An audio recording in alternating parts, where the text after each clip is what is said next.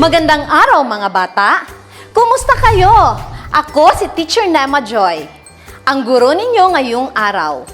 Handa na ba kayo sa bago nating aralin? Kung ganon, halina't manood, makinig at matuto. Ihanda ang inyong mga papel at lapis. Ang ating aralin ay ang pagkilala at pagbigkas ng titik U na may tunog na U. Bago tayo magsisimula, magkakaroon muna tayo ng pagsasanay. Ibigay ang tunog ng mga sumusunod na titik.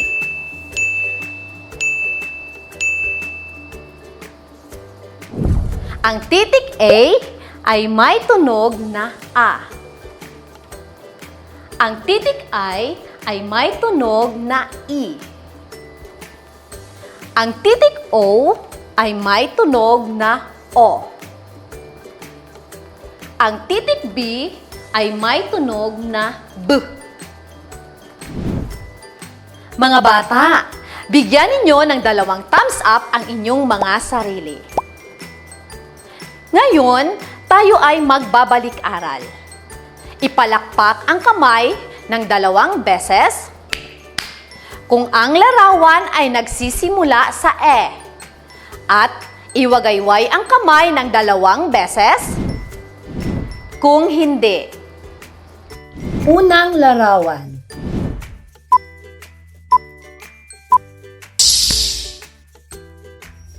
Tama! Ang aso ay hindi nagsisimula sa tunog E. Pangalawang larawan.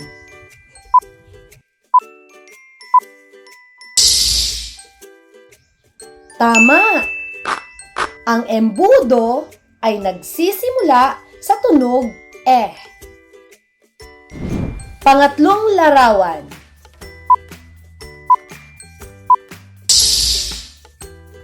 Magaling! Ang X ay nagsisimula sa tunog E. Pang-4 na larawan.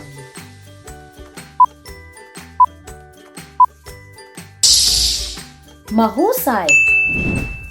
Ang bahay ay hindi nagsisimula sa tunog E. Pang-5 larawan.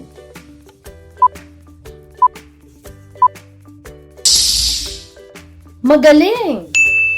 Ang hélice ay nagsisimula sa tunog E.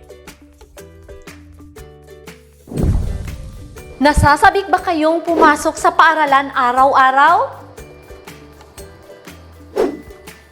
Mahusay! Ang lahat ng mga bata ay nasasabik pumasok sa paaralan araw-araw.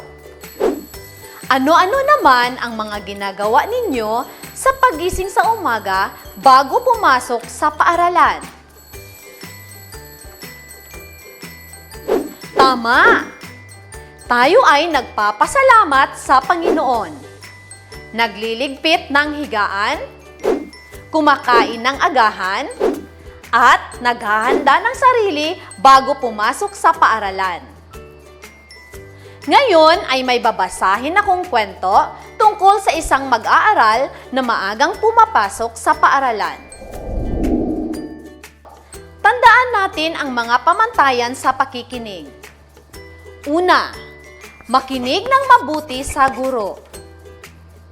Pangalawa, huwag makipagkwentuhan sa mga kasama.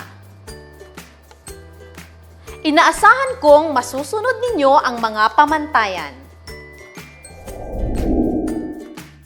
Narito ang mga gabay na tanong mula sa kwentong aking babasahin. Sino ang batang mag-aaral sa kwento? Bakit siya gumigising ng maaga? Ano ang una niyang ginagawa sa kanyang paggising?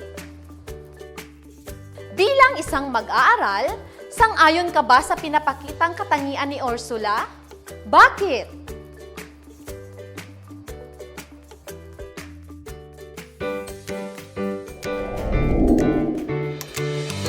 Ang pamagat ng ating kwento ay Ang mag-aaral na si Ursula ni Nema Joy C. Cortez. Maagang gumigising si Ursula upang pumasok sa paaralan. Una niyang ginagawa ay magpasalamat sa Puong May Kapal. Umuunat-unat at inililigpit ang kanyang kumot at unan. Tuwang-tuwa siya habang inihahanda ang kanyang sarili sa pagpasok sa paaralan. Umiinom siya ng gatas at kumakain ng almusal na inihahanda ng kanyang ina. Pagkatapos kumain, ay isinusuot niya ang kanyang uniforme. Bago siya umaalis, ay nagpapaalam muna siya at humahalik sa kanyang mahal na magulang, bit-bit ang inihandang baong matamis at masustansyang ubas galing sa hardin ni Mang Usman. Ngayon ay ating sasagutin ang mga gabay na tanong mula sa kwentong aking binasa. Sino ang batang mag-aaral sa kwento?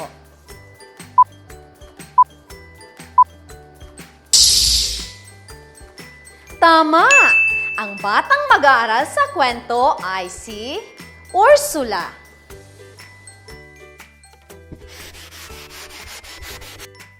Bakit siya gumigising ng maaga?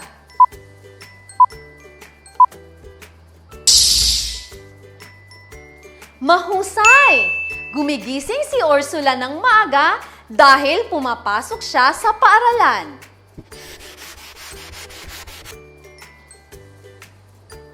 Ano ang una niyang ginagawa sa kanyang pagising?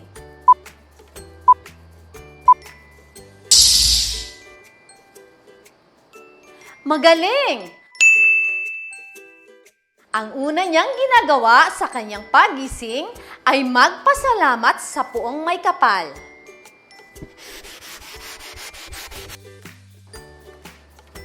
Bilang isang mag-aaral, sang-ayon ka ba sa ipinapakitang katangian ni Ursula? Bakit?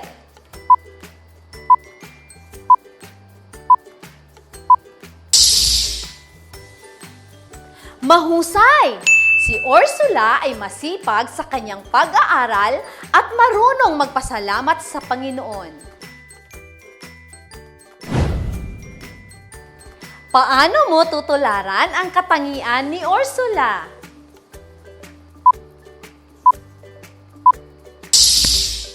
Mahusay! Tutularan natin ang katangian ni Ursula sa pamamagitan ng pagpasok sa paaralan ng maaga. Balikan natin ang mga salitang ginamit sa kwento na nagsisimula sa titik U na may tunog na U. Ursula. Uniforme. Unan.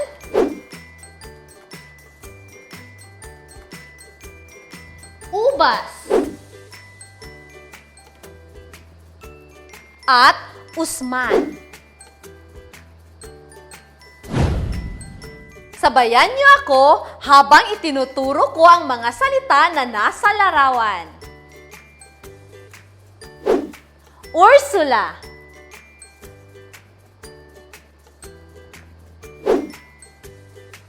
Uniforme.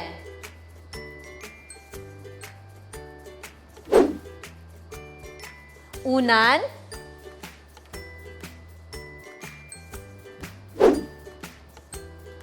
Ubas. At Usman. Kayo na lang mga bata.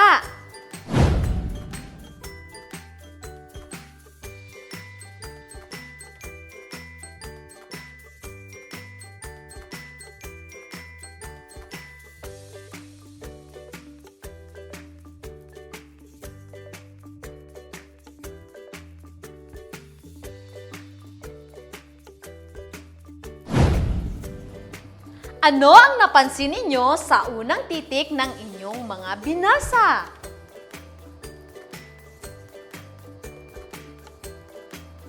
Mahusay! Ito ay nagsisimula sa titik U o may simulang tunog na U.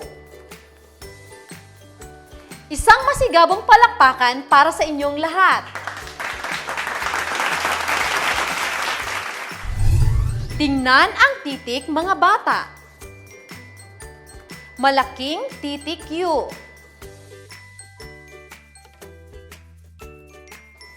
Maliit na titik U.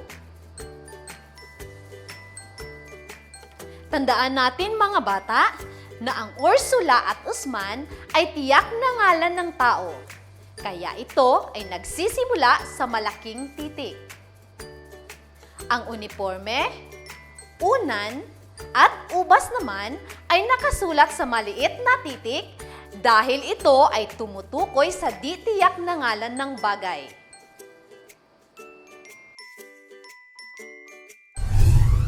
Ngayon ay aking aawitin ang tunog ng titik U upang mas madali ninyo itong maisaulo.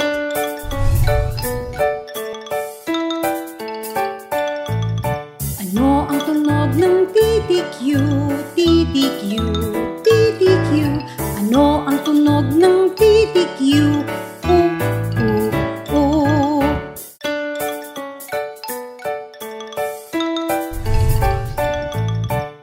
Ngayon ay sabayan nyo naman ako, mga bata. Ano ang tunog ng titik U, titik U, titik U? Ano ang tunog ng titik U? Kayo na lang, mga bata.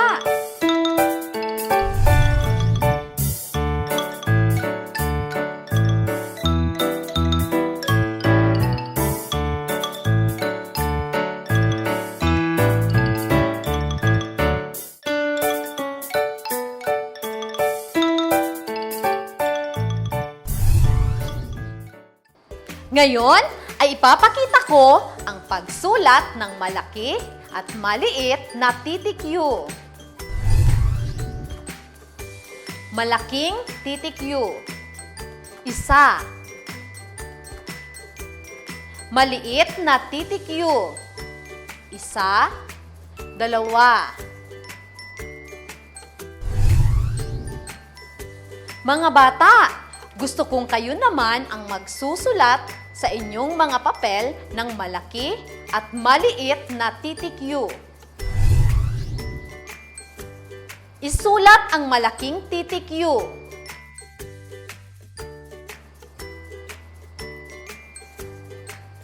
Isulat ang maliit na titik U.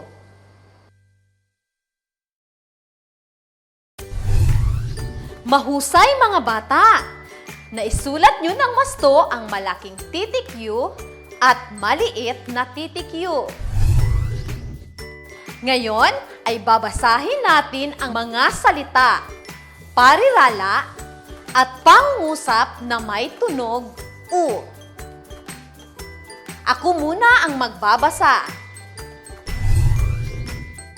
Mga salita. Usa. Ube. Uso. Suso.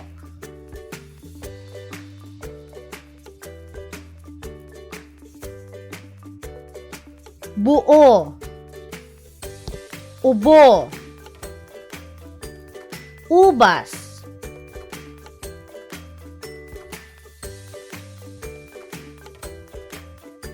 Mga parirala. Ang usa. May susi. Ang ube at ubas.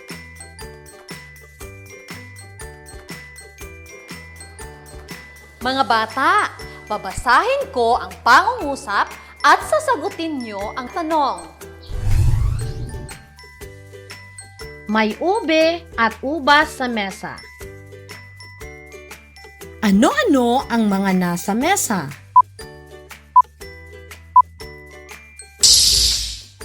Mahusay!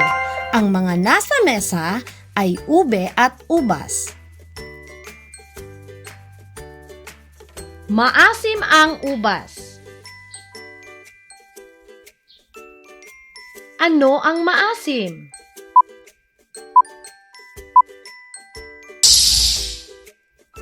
Tama! Ang maasim ay ubas. Ang usa ay bumaba. Ano ang ginawa ng usa?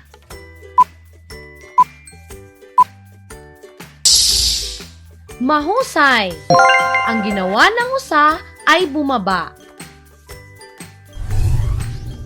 Ako ay nagagalak dahil naintindihan ninyo ang ating aralin ngayon. Isang masigabong palakpakan para sa inyong lahat. Maraming salamat sa inyong pakikinig at panunood. Ako muli si Teacher Nema Joy na nagsasabing ang bawat batang Cotabateño bumabasa.